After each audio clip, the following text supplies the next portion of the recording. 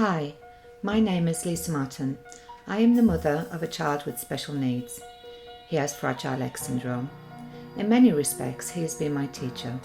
He has made me be a more caring, compassionate, better human being. What we have learned together on our journey, I have realised the difficulties and challenges that parents of special needs children face are wide and varied. During my years of facilitating courses for parents and professionals, I have met some wonderful people who have shared with me their stories of great joy and sadness, who have experienced the good, the bad and the ugly of all aspects of life bringing up their special children. I am passionate about empowering parents who are dedicated in helping their children with additional needs. You're invited to my podcast. I will be talking about all things in our special world of disability and additional needs. I will be interviewing other parents of children with special needs, as well as professionals and people in the community who are offering services that help. Sometimes these podcasts might touch an emotional nerve and upset you. Other times they might fill you with joy and empower you. I don't mean to make you angry or upset, but we need to get a wider audience listening and talking about disability. Only when this happens, I believe disability won't be feared as it is today.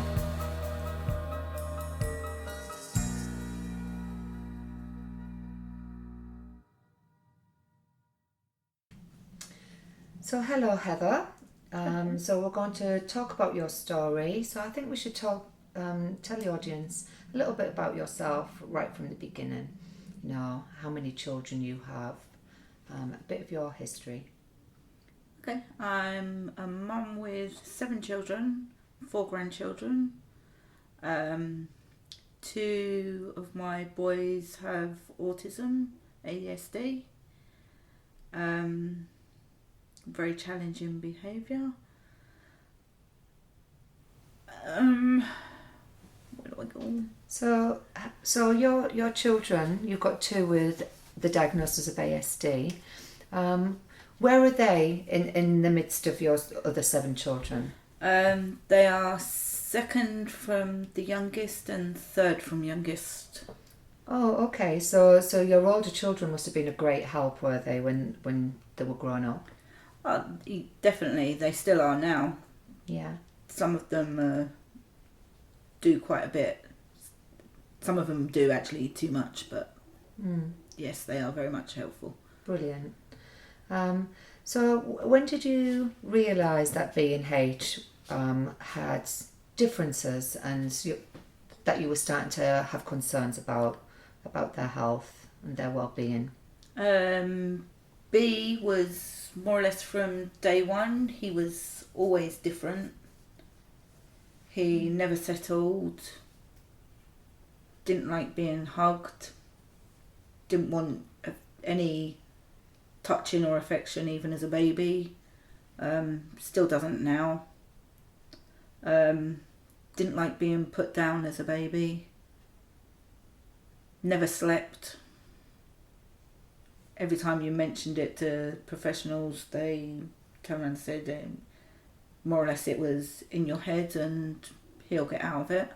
Wow, that must have been hard. Especially when they tried telling me don't compare him with the others, and it's not something I do. They're all individuals. Yeah. And when you turn around and tell them that you're not comparing it, they say, oh, he'll grow out of it then. Yeah. And even now at nearly 16, he's still doesn't sleep. Wow. And what about the other one? What were the differences with him? With H, he wasn't too bad as a baby. He slept. They've both always been very fussy eaters. Right from the start of being put on, from milk to food, they've always been fussy. H didn't really show much signs until he was about 18 months. Then you started noticing the wanting to be on his own, not really wanting to play. If he did play, everything was lined up. Mm. If you touched anything, he'd just, it was the end of the world for him. Right, yeah. What about their speech? What was their speech like? Did they have delay? They, yes, in a way, but not delay, and in the fact that they wasn't speaking. Right. They would say a few little bits, but not what the health assistants would say would be on par with their age. Right, okay. And you were single from early on with all your children as well, weren't you? Yes, even when because their dad's not alive anymore, even when their dad was alive, he couldn't handle B&H, so he distanced himself, to the fact that I got to the stage where I went, if you're going to be like this, it's not worth you being here. Mm. They come first, you've got to go. Yeah. So in a way, I done it to myself, but it was for the better for the children. Yeah, so you sound like a real tiger mummy. But it must have been really challenging for you to navigate the system, having 7 children, 2 of which have an ASD, and being told by the system that it's all your fault and it's your parenting skills. How did that make you feel? It makes you feel like you're not actually worth anything sometimes. Mm. You know yourself full well that you're doing everything that you can for them, yet you've got people that are meant to be there to help you saying, well, it's something you're doing, go and do these courses and you'll be fine. It's nothing to do with how the boys are behaving. It's all down to you. And then you go to the course and they go, actually, no, it's nothing you're doing everything that you're meant to be doing. Mm. So you go back to the professionals and they go, well, no, there's nothing wrong with them. They'll grow out of it. Yeah. Did you feel that you were just being passed from pillar to post then? Yes, and even now, if they see fit or they don't think that they've got enough funding for something, they won't tell you necessarily they haven't got funding or they haven't got the ability to give you the help you need. They'll just turn around and say, we can't help you, how about trying these people, or how about going here? So yeah, even now it's always pillar to post. Yeah. And then once you get there, they send 9 times out of 10 send you back to the person that started it all off. Right, yeah. How frustrating.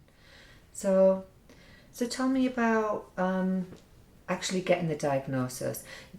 Were you trying to get the diagnosis for both at the same time, or was it one before the other? How did that work? In the beginning, it was just B. Mm. I tried getting a diagnosis right from quite young, and I always got told, he's too young, he'll grow out of it, don't worry about it, things will get better. But I knew there was something different, so I kept on and on. And eventually my concerns got more with H, and it turned into the battle for both of them. And eventually H got his assessment first and his diagnosis first, but it wasn't until he was about 9 years old. Oh wow. They just kept telling me, oh, it's just him, he'll be alright. So how long was that going on for? When did you first start realising and start fighting to get your child's needs met? With H, I started fighting for him when he was about 2.5. And he didn't get the diagnosis until he was 9? I eventually got assessment and diagnosis when he was about 8, 9. With B, I started from baby. And he didn't get diagnosis until he was in year 6. So he was 10, nearly 11. Wow. And why do you think that is? Why do you think they didn't get the diagnosis until much later? I think they learn to cover up a lot more when they're older. They learn to cope out in the world where they don't know what's going on. And then when they get home in their safe environment, they're a lot more comfortable and set off a lot easier. Yeah. And I think they were just masking everything and keeping everything bubbling underneath until they got out. Yeah. But it wasn't until they started not actually playing up, but not coping in school, that things started changing. Yeah. But even then, once they got the diagnosis, school would turn around and say, "Well, there's nothing wrong with them. They were quite okay." So you weren't even getting any support from the school? No, either? a lot of the time, the head at the time was very good herself, but the members of staff, the Synco and other people, they weren't quite so What, the Senko helpful. wasn't? The Synco turned around and told me that it was all in my head. Oh, dear me. And that they were perfectly fine and they were more than capable of coping with mainstream school life. So this was still a mainstream school that they were in. Did they continue in their mainstream setting, or did They both stayed in mainstream until secondary school time. Okay. Neither of them actually coped with mainstream. The school just covered up. Wow. They just covered up and made it look like they were coping, made it sound like they were coping. Even told the people that put the children into secondary school that they were more than capable of coping with mainstream secondary school. Wow. And how did that pan out? Or what happened when they did come to secondary school? B started secondary school. The school he was meant to go to done a 2-week, more or less 2-week induction, fun time. So they got used to the school and knowing where they were going, got to know other children. They done that through the first 2 weeks of the summer holiday, just so they got used to their surroundings and knew people. He was meant to do that. He escaped both days I took him, and got that upset while he was in there that they said it was best that he didn't participate in the 2 weeks. So he didn't do that. When they started school, from the September to the November, he done, I think, about the equivalent of 3/4 of a day.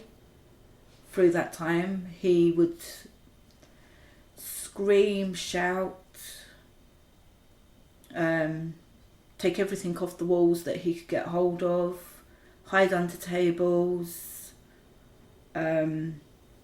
more or less turn into a monkey, because that's what he does when he gets really anxious. He makes monkey noises and gets down on all fours like a monkey does.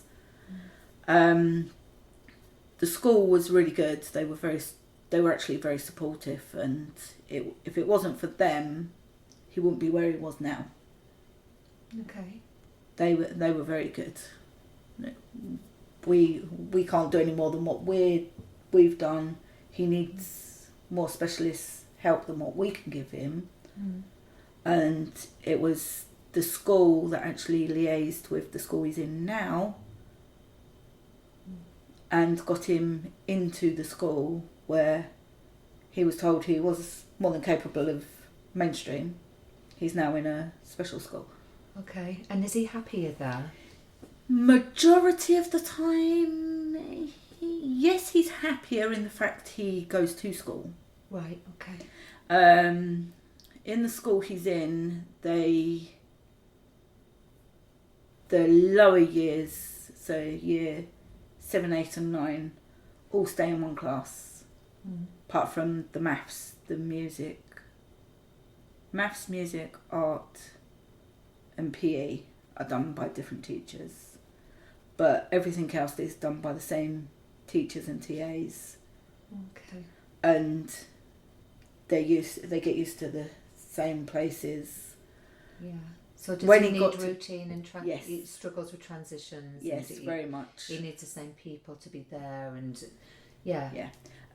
When he got to year 10, he's now in a different class, different teachers, different routine in the way they do things. Right. Now where he used to be in the class, if he didn't do the work, he'd still be in class, unless he was in a meltdown and needed time out. He'd be in there. Now he's hardly ever in class. If he's actually in a class, it's usually his old class. He'll go and find his old teachers and TAs and even his brother, because he's in his old class. But he just can't cope with the new class and the new... Although a lot of the children are children he knows and was with, some of them. He's not coping with the fact that they do things different there. Yeah. It takes a really long time for some of our children to process the changes, doesn't it? And so what about the other one? Well, lovely H. They both struggled through mainstream. He got to year 5 where he was in school and school were keeping him there of such. But then the learning mentor he's known since he was about 2.5 left, which was more or less the end of the world to him. He left partway through year 5 of him, and he didn't really do any work after that. He was the one was getting him to do the work, keeping him... Maths, he's fine. But everything else, he was the one that was keeping him there, encouraging him to do the work and getting at least some work done. Sounds like he had a great relationship with him. He did. They both did. He went from the Christmas of year 5. He left and he went downhill from there. He didn't want to be in the classroom. He didn't want to do his work. He'd run around the school, which wasn't really much... Running around the school wasn't much different. He always did that. But then he got to year 6. He started off in the class. And I can't remember what happened. Something happened and he wouldn't go back in the class. Right. They ended up having to put him on half days by just before the Easter. He was put on half days. I had to pick him up by 12:30. He used to put himself in the computer room, which, because he would stay in the computer room, wouldn't do anything, no work or anything, but he'd stay in the computer room. So they left him there. No teachers. Wow. So he saw fit to delete everything off the computers.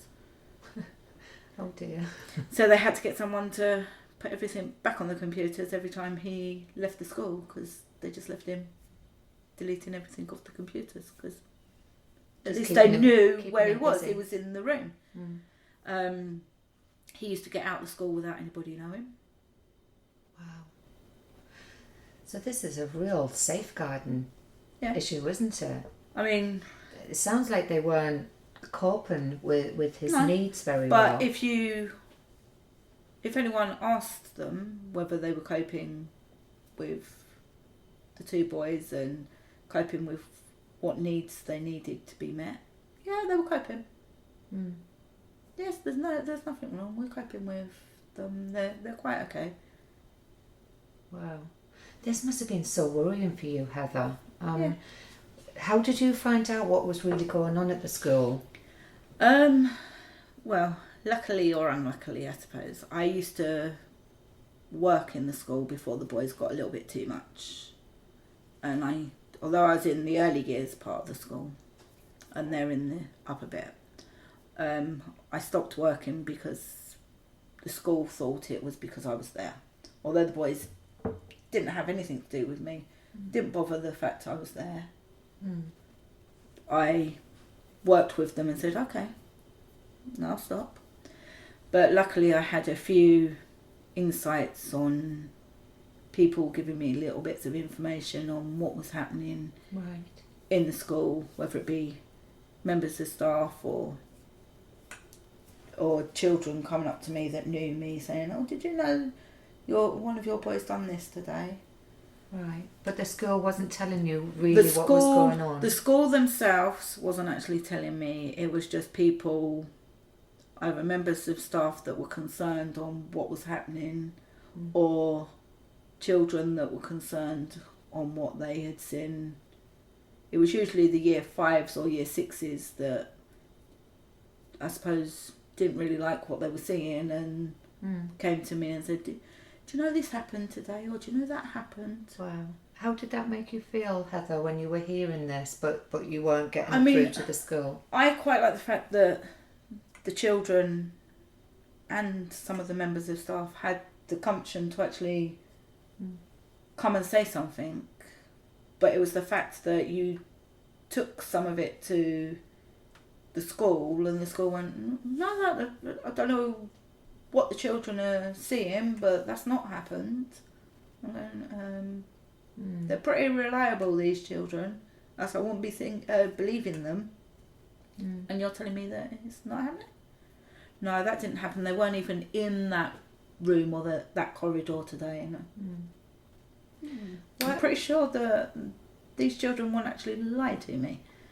Why do you think that the school were covering up such a lot of what your boys were doing? I think a lot of it comes down to the fact if children like H and B need the amount of help they need, they've got to get extra people in, which means they've either got to get funding or they've got to get people to turn around and say, yes, this needs to be done. And I think the funding and the people just aren't out there. So children like H and B and all the other children out there like it suffer, which in turn the whole families suffer. Yeah. Do you think there's enough training to teachers and teaching assistants and people who work with our children on how to deal with children like B&H? No, I don't think there is, and I think that the councils everywhere need to provide at least the teachers and the TAs and the nursery nurse people with some basic training. Yeah. There should be somewhere out there where they all the people, members of staff, can have some sort of basic training. And if there is children in the school or the class like B&H, those members of staff that are closely with those children, they should have that bit more training. Yeah. But unfortunately, it's not out there. It's all to do with the money, isn't it? It's to money, funding, time. Yeah. So, sounds awful, Heather, what you've been having to go through. It sounds like it must have been really challenging at times, trying to navigate the system, going to all the appointments, being single and doing it all by yourself, and also having your other children without the additional needs to look after and care for as well. How do you think you've managed to get through all of this with so little support? I don't know. Some days I wonder that myself. I think it's a case of you have to do it. Yeah. You have no choice. It's not their fault they're the way they are. It's not their fault that the professionals don't want to listen to you. us as parents have to find a way. Yeah. And whether it be with help or without help, it's something that needs doing. Yeah. It's just a shame that there's not the help out there. Yeah. Where did you start finding your support, your network of people around you? Because do you believe you've got some support now, or not enough, or? There's a minute bit of support, I suppose.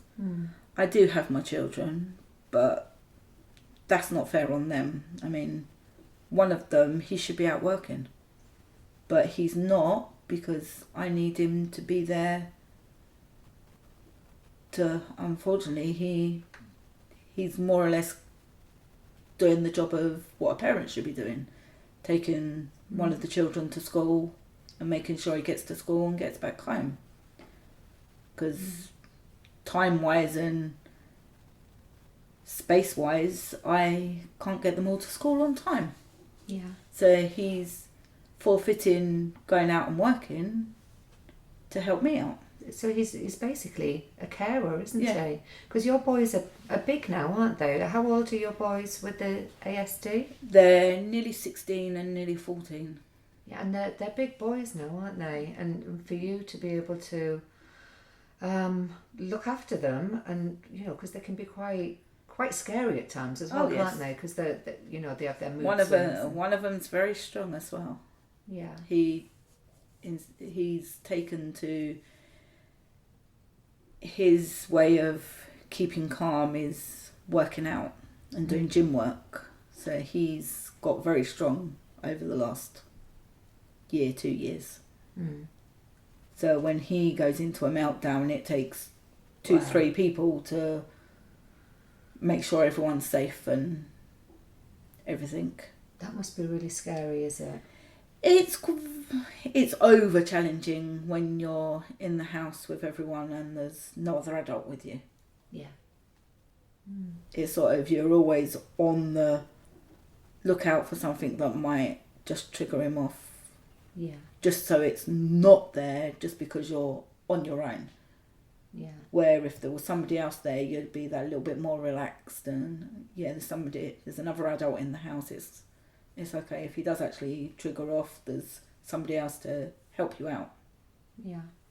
Do you feel that your health has deteriorated because of this chronic stress on a daily basis? I suppose some days, yes. Because it's almost like you're on high alert every day, aren't you? You have to stay on... It's like being on the front line. Yeah, you have to stay on high alert. You have to sleep with one eye open, one ear open. You can't go to sleep until they've gone to sleep. And quite often they're up in the night as well, aren't they? They don't really sleep. Once they're asleep, they're okay, but they don't really go to sleep. Not very early. Yeah. It's like they can't switch off. Yeah. I mean, B's always been, he can't switch off, but H, over the last couple of years, has become very much the same. They just don't know how to switch off anymore. Yeah. So when you were saying about your older child, that he manages to get the kids into school, some of the kids into school for you. Yeah, he usually does H. Yeah. What about your other children as well? How do you think it was for them growing up, being the siblings of two children with ASD? I think sometimes it was more or less over challenging for them because we didn't actually know why they were like they were, I should say. They were behaving different, doing different things, but no one was listening to give us any definite answers onto why they were behaving like they were. So that I think it was even more challenging, the fact that there was no reasoning behind the way they were behaving. I think themselves, they didn't understand it. Yeah. Buster's running around with being a monkey. Why? Yeah. We never done that. Why is he doing it? Yeah. H is standing there screaming and shouting. He's saying the noises, he doesn't like them. Yeah, because he's got sensory challenges, hasn't he? But but to them it was, but why are they doing that? They're no different to us. They're children like we're children. We don't do that. Why are they doing it? When they got diagnosed, it was like a big explanation for most of them.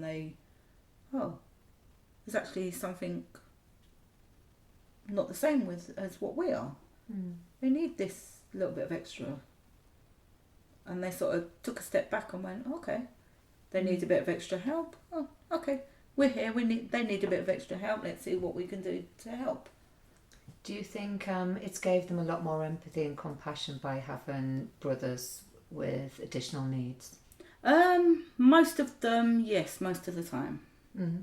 Yeah. Like all of us, there are still those times where it's just that little bit too much. Yeah. But yes, most of them, very much so. The youngest one, she's very good. Right from day one, she even had to sometimes wait for her milk when she was a baby because one of them were kicking off. And she learnt very quickly that if one of them was kicking off, she knew no different. That's what they always did to her. And she would wait for them to finish kicking off, having their meltdown, and then she'd come and go, Mummy, can we go do this, or can I have something to eat, or can I have a drink? That must have been so challenging for you. And she was very good. I mean, she has her moments now. She's 10 going on 110. But she does have her moments now. But as a young child, she was very... For a 2-3-year-old, she was over good with it. So it sounds like you have got support within your family. But you also go to a charity as well and sort of met other parents, and I think that's a level of support that we need, don't we? That's about the only other support I think there is that I've got out there. Yeah, having people who understand us, isn't it? It's so important. Because did you feel that other family members, what were they like? Did they give you any support, or did they just not understand the needs of your children? I think they more don't really understand it. I mean, my mum's been upfront and honest and turned around and said, I don't understand it. And she's also turned around and said, if it was me, I wouldn't be able to cope with them. I don't know what I would do. Well, you have to cope. You have to find a way of coping. But she was very good. She was very honest and said, oh, I don't understand. The rest of my family, they don't understand. They've just shut off because they don't understand. Yeah. Which is fair enough. If you want to shut off from me, shut off.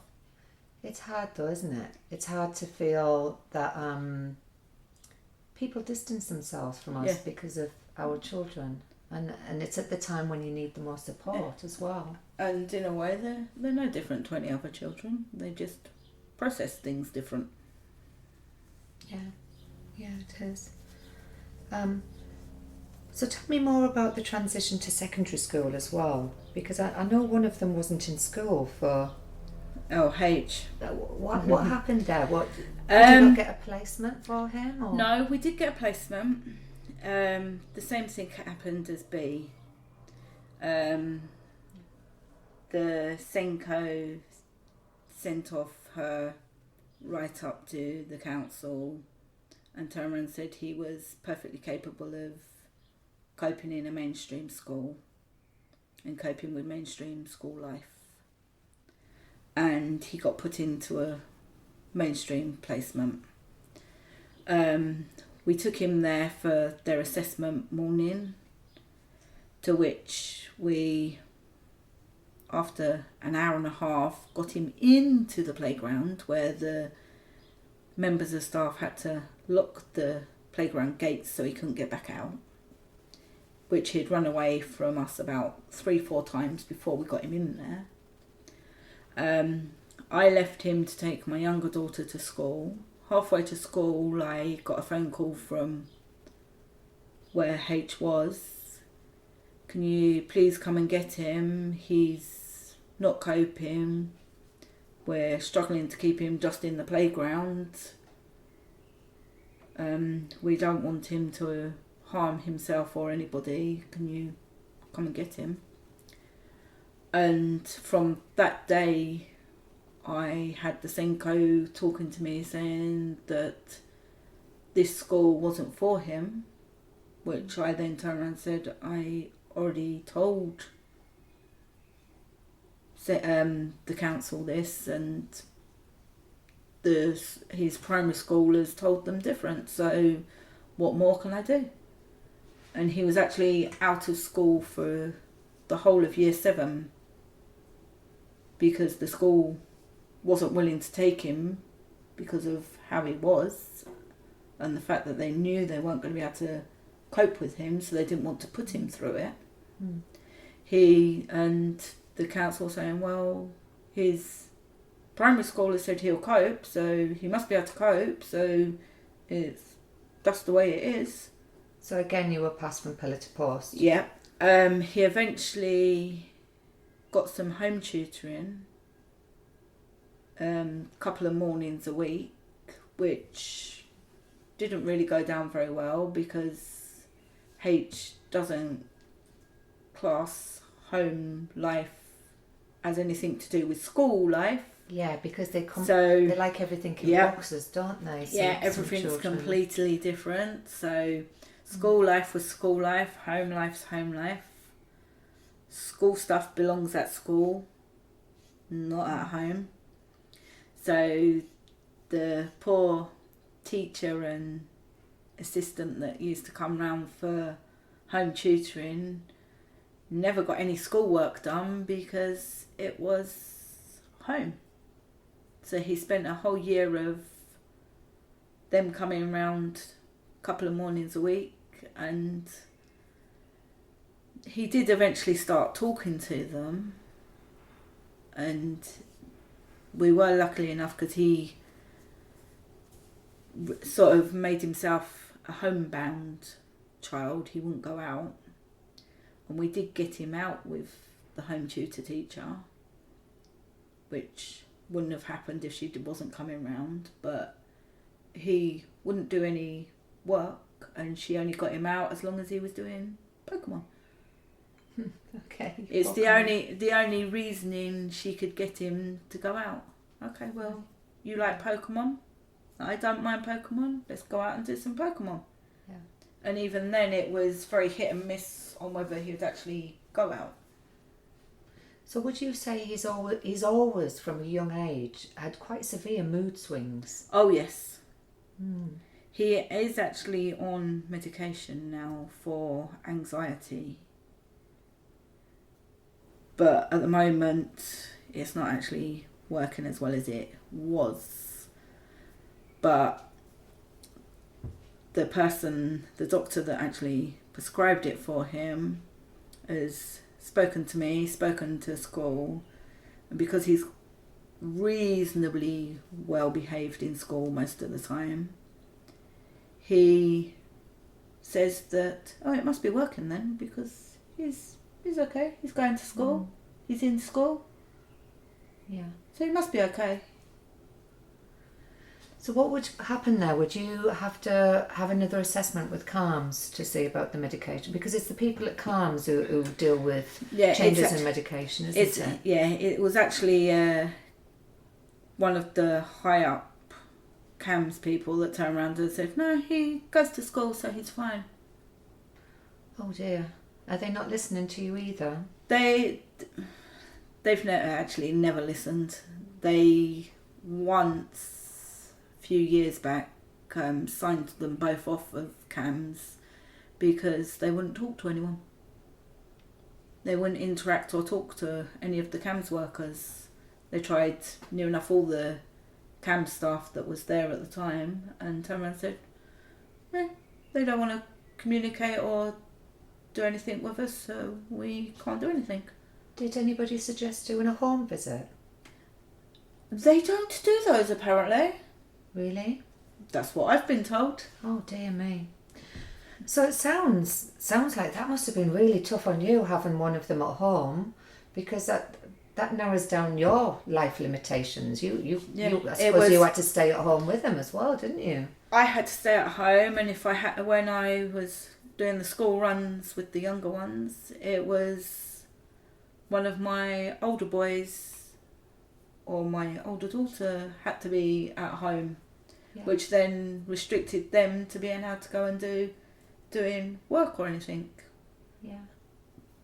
Which isn't fair on them. They should be doing their life, not looking after their siblings. Wow. Wow, it sounds like you've been through the mill, Heather, and haven't had much support at all by the sounds of it. So how are you feeling now? What are your concerns about the boys now? With H, he's getting a bit flick of the switch, as I call it. Very quick to change his moods, and he's getting quite physical sometimes with it. Which he's not a small lad. He's quite big, quite tall. And there's a few young children in my house quite a lot of the time. And when he has his meltdowns and can't cope with what's going on, he doesn't really take heed of what's about him, so he'll hit out at more or less nothing because he can't cope with what's going on.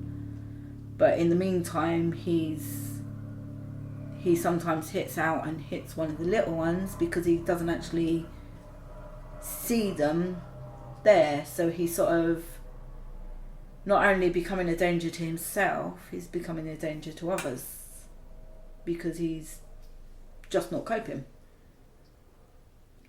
But B doesn't cope even less sometimes. He can't cope with change. He can't cope with the unknown. He hears voices and sees things. So he hallucinates. But according to Cams, he's fine because he goes to school. He goes to school, so he's fine. But in the next breath, the Cams person turns around and says, I don't know whether it could be anything that could be of a concern. And then he'll turn around and say, but he's fine because he goes to school. But is B self-harming? B does self-harm.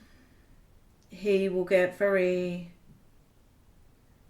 uptight with things he doesn't know what's happening, or if he can't do something, and then he starts, I think, more or less blaming himself. So I think he harms himself to make himself feel better, I suppose. I don't know. He doesn't really talk about it. The only thing he has said is he won't tell anyone that he still hears voices and he still sees things, because the people that can help him won't listen to him. They think that he's just saying it. So he won't tell anyone because nobody can help. Oh, that's so really upsetting. It becomes quite hard when he's like that, because he has told me in the past that, well, actually it wasn't him that told me, it was a member of his school staff told me that he got very uptight one day because he needed to get to a train station and he needed to get to some water. And when we looked into it a little bit further, the voices were telling him to take stones and put them on the train, and get stones and put them in the water. And it was sort of, okay, if that's happening, what's going to happen next? Yeah. And also they, a few years back when my first grandchild was born, he got very upset because the voices were telling him to hurt the baby. Oh, wow. And at the time the baby was in hospital, but the baby was coming home to stay at our house. Mm. But he's told professionals, voiced his opinion in his way as much as he can, and we've told them, as in I've spoken to them and the member of school staff has mentioned things to them, but they just don't know. He goes to school.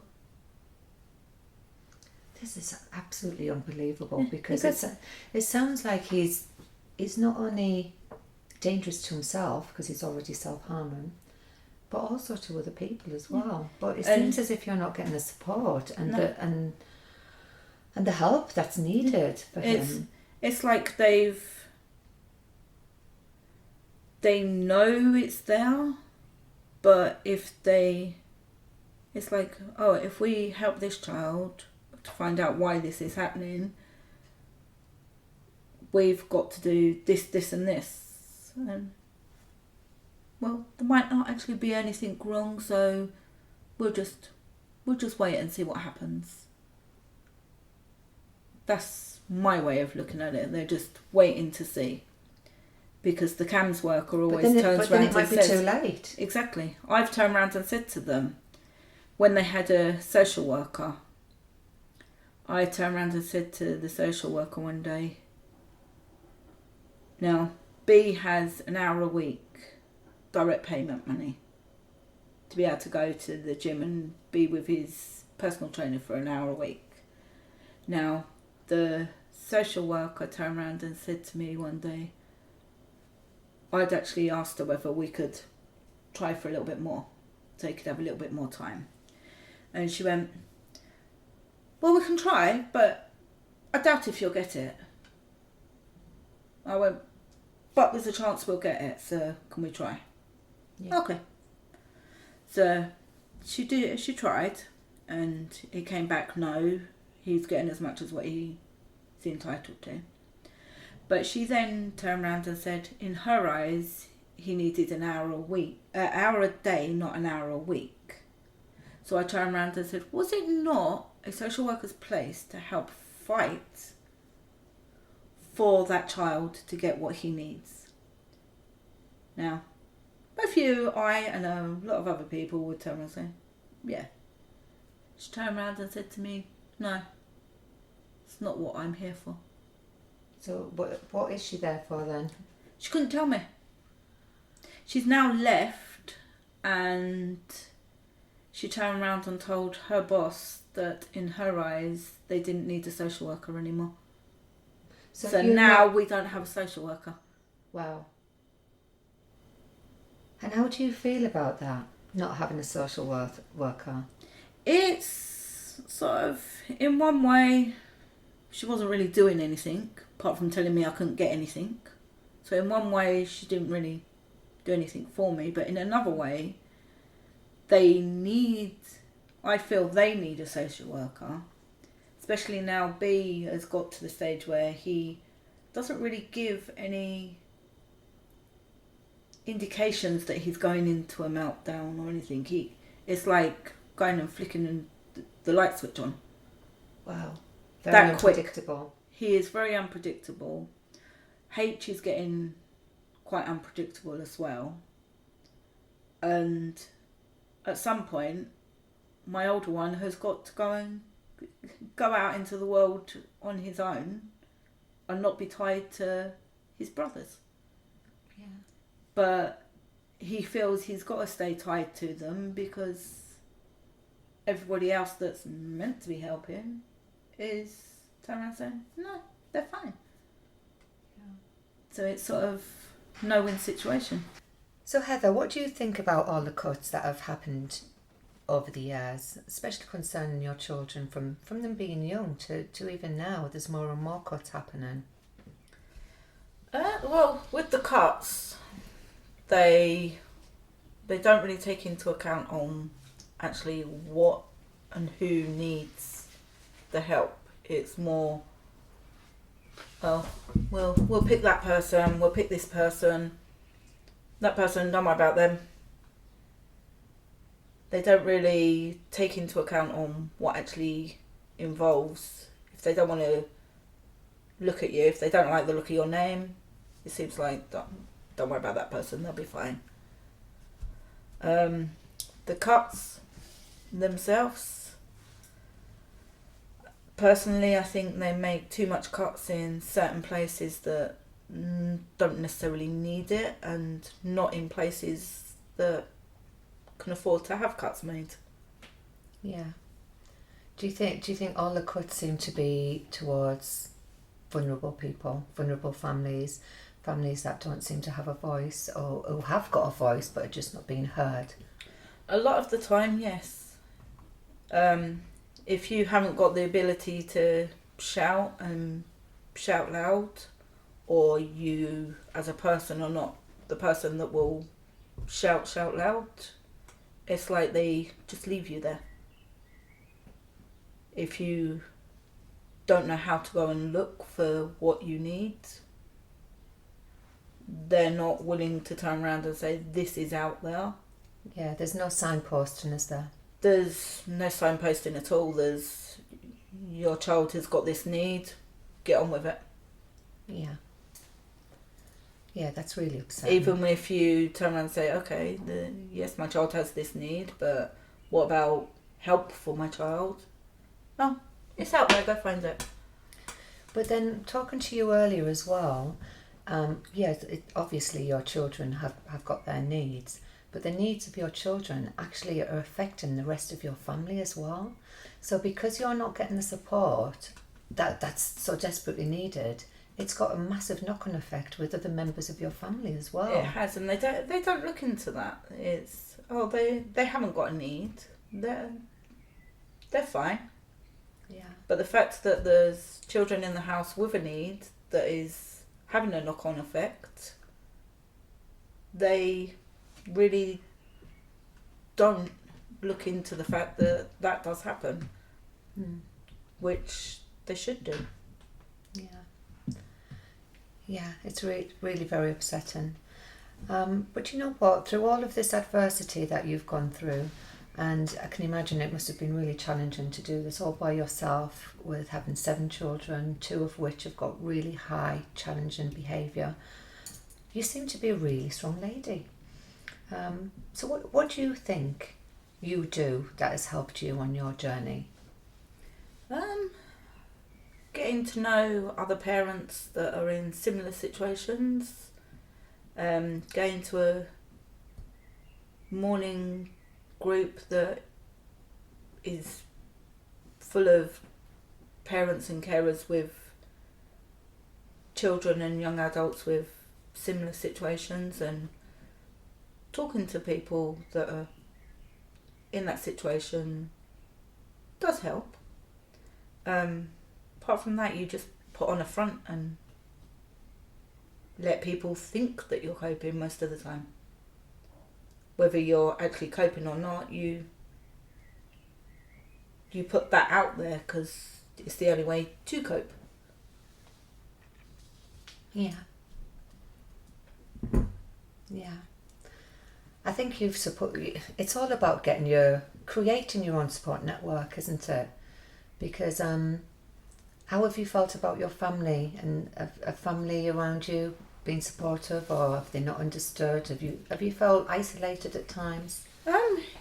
I've sort of, with most of my family, it's been shut off because they don't know how to deal with it, and it's easier to shut them off and say, okay, you don't know how to deal with it, you're not going to try and deal with it, so I haven't really got the energy and everything to try and get you to deal with it, as well as having to deal with it myself, so it's a shutdown. shut down so you don't have to shut down from everything else. Yeah, and it's the time when you desperately need the support around you, and the understanding that people edge back. Because do you think people are frightened of disability and they just don't understand it, they haven't been educated about it? I think it's the unknown and the fact that a lot of people are too afraid to ask. Ask what is going on, ask whether they can do anything to help. Yeah. They don't know how to go about it. And I think a lot of the time, us as parents, we're too busy trying to cope with it that we end up not asking for it, because a lot of the time we get turned down and we just end up going, okay, we'll cope the best we can and just keep going. Yeah. Thank you, Heather. Thank you. I think your story is just one of many stories, and there's so many people going through the same as what you have. And I think people need to know what we have to cope with on a daily basis. Thank you so much for sharing your story. I really appreciate it, and I really hope you can get some support from the professionals in the near future. One day maybe. Yeah, okay. Thank you. Thank you for taking the time to join me today.